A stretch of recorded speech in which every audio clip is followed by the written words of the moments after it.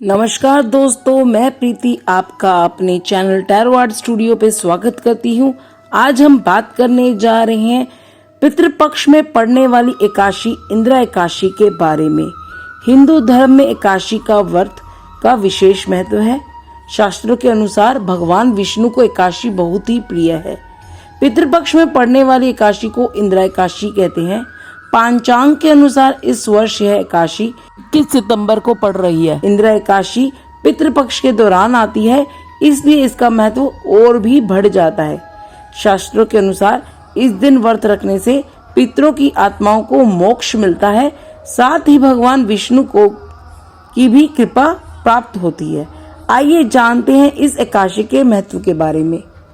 इस दिन व्रत रखने से व्यक्ति को जीवन में सुख भोगने के बाद मोक्ष की प्राप्ति होती है। साथ ही अगर पितृपक्ष में किसी कारण से पूर्वजों का श्राद्ध नहीं कर पाए हैं तो इस दिन व्रत करने से आपके पितृ प्रसन्न होते हैं और आपको उनका आशीर्वाद भी प्राप्त होता है, जिससे सुख समृद्धि का वास रहता है। घर के लोगों की तरक्की में भी कोई बाधा नहीं आती। इंदिरा एकादशी का व्रत श्रद्धा पूर्वक करने से मनुष्य को जन्म और मरण के चक्र से मुक्ति प्राप्त होती है। साथ ही इस व्रत को रखने से व्यक्ति को भगवान विष्णु का आशीर्वाद प्राप्त होता है और उसकी सभी मनोकामनाएं पूर्ण होती हैं। एकादशी का व्रत पूर्ण होने के बाद चांदी, तांबा, चावल और दही में से किसी एक वस्तु का दान जरूर करना चाहिए।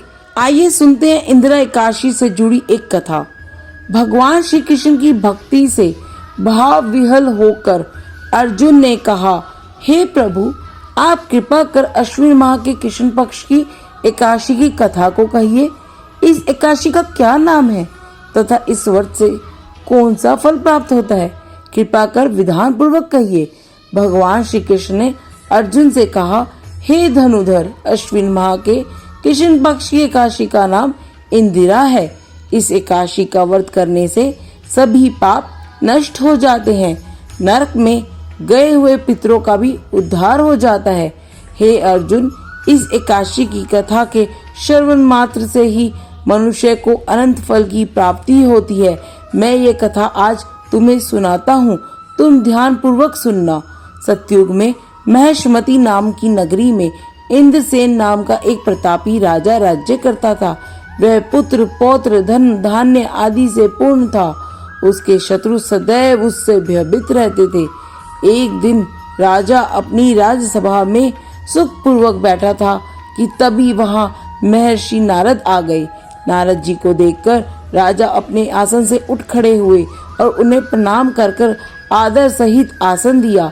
तब महर्षि नारद जी ने कहा, हे राजन, आपके राज्य में तो सब कुशल से तो है। मैं आपकी धर्म परायणता को देखकर अत्यंत प्रसन्न हूँ। राजा ने कहा, हे देव ऋषि, आपकी कृपा से मेरे राज्य में सब कुशल पूर्वक है। मैं आपकी कृपा से मेरे सभी यज्ञ कर्म आदि सफल कर पाया हूँ। हे महर्षि, आप कृपा कर यह बताएं कि आपका यहाँ आगमन किस प्रयोजन से हुआ है?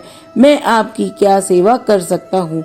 महर्षि नारद ने कहा, हे राजन, मुझे एक महान विस्मय हो रहा है कि एक बार जब मैं ब्रह्मलोक से यमलोक गया था, तब मैंने यमराज की सभा में तुम्हारे पिता को बैठे देखा।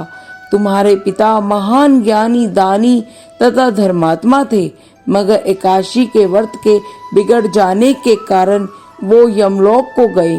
तुम्हारे पिता ने तुम्हारे लिए एक संदेश भेजा है। राजा ने बड़ी उत्सुकता से पूछा, क्या संदेश भेजा है महर्षि? कृपया कर यथाशीघ्र कहें। राजन, तुम्हारे पिता ने कहा है, महर्षि, आप मेरे पुत्र इंद्रसेन, जो कि महेशमती नगरी का राजा है, उसके पास जाकर मेरा एक संदेश देने की कृपा करें। मेरे किसी पूर्व जन्म के बुरे कर्म के कारण ही मुझे यह लोक मिला है। यदि मेरा पुत्र अश्विन माह के कृष्ण पक्ष की इंदिरा एकादशी का व्रत करे और उस व्रत के फल को मुझे दे दे तो मेरी मुक्ति अवश्य हो जाएगी। मैं इसी लोक में छूटकर स्वर्ग लोक में वास करूंगा। इंद्रसेन को अपने पिता के यमलोक में पड़े होने की बात को सुनकर महान दुख हुआ और उसने नारद से कहा कि हे नारद जी, यह तो बड़े दुख का समाचार है कि मेरे पिता यमलोक में हैं। मैं उनकी मुक्ति का उपाय अवश्य करूँगा। आप मुझे इंद्राकाशी का व्रत विधान बताने की कृपा करें। नारद जी ने कहा, हे राजन, अश्विन माह की कृष्ण पक्ष की दशमी के दिन प्रातः काल श्रद्धा पूर्वक स्नान करना चाहिए। इसके उपरांत दोपहर को भी स्नान करना चाहिए। उस समय जल से निकलकर श्रद्धा पूर्वक पितरों का श्राद्ध करें और उस दिन एक समय भोजन करें। रात्रि को पृथ्वी पर ही शयन करें।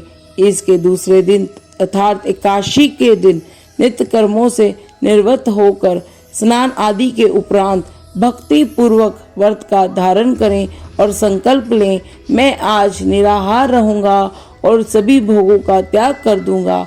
इसके उपरांत अगले दिन भोजन करूंगा। हे ईश्वर, आप मेरी रक्षा करने वाले हैं। आप मेरे उपवास को संपूर्ण कराइएगा। इस प्रकार का आचरण करके दोपहर को शालिग्राम जी की प्रतिमा को स्थापित करें। ब्राह्मण को बुलाकर भोजन कराएं और दक्षिणा दें। भोजन का कुछ हिस्सा गाय को भी अवश्य दें और विष्णु भगवान को धूप नैवेद्य आदि से पूजन करें। रात्रि को जागरण करें। उसके पश्चात द्वादशी के दिन मौन रहकर बंधु बांधवों के साथ भोजन करें। हे राजन, यह इंद्राकाशी के व्रत की विधि है। यदि तुम आलस्य त्याग कर इस एकादशी के व्रत को करोगे तो तुम्हारे पिता अवश्य ही स्वर्ग के अधिकारी बन जाएंगे। नारद जी राजा को सब विधान समझाकर आलोप हो गए। राजा ने इंद्राकाशी के आने पर उसका विधान पूर्वक व्रत किया। बंधु बांधवों सहित इस व्रत को करने से आकाश से पुष्पों की वर्षा हुई और राजा के पिता यमलोक से रथ पर चढ़कर स्वर्ग को चले गए। इस एकादशी के प्रभाव से राजा इंद्र स्वयं भी सुख भोग कर अंत में स्वर्ग लोक को गए। भगवान श्री कृष्ण ने कहा, हे सखा, यह मैंने तुम्हारे सामने इंद्र एकादशी की महत्व का वर्णन किया है।